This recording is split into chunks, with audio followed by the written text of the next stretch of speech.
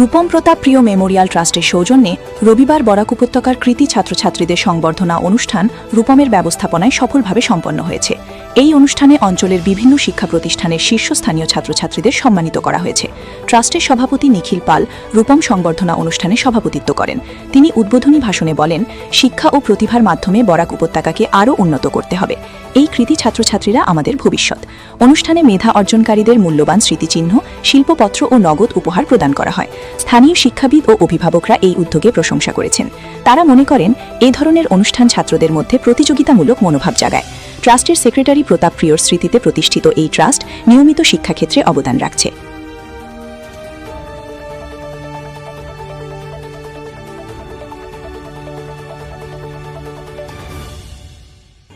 রূপম, আপনারা জানেন সবাই যে এই অনুষ্ঠান আমরা দীর্ঘ প্রায় 25 বছর ধরে আমরা এই অনুষ্ঠান আয়োজন করে আসছি।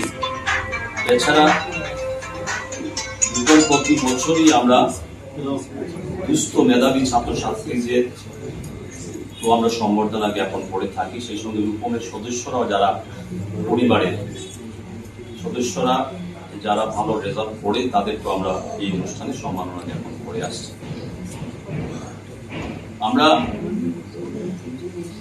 রূপম এমনও ছাত্রছাত্রীরা যারা পড়াশোনায় খুবই ভালো রেজাল্ট করার পরে যখন স্কুলে উচ্চশিক্ষার জন্য কলেজে ভর্তি হওয়ার মতো তাদের আর্থিক সামর্থ্য থাকে না, তাদের পাশেও আমরা দাঁড়িয়েছি এবং এখন পর্যন্ত আমরা অনেক ছাত্রছাত্রীকে আমরা সহযোগিতার হাত বাড়িয়ে দিয়েছি।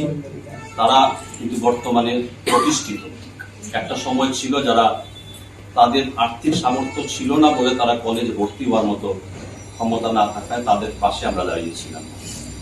আজ তারা সমাজে প্রতিষ্ঠিত অনেকেই আছেন, তারা কিন্তু রূপমকে ভুলেননি।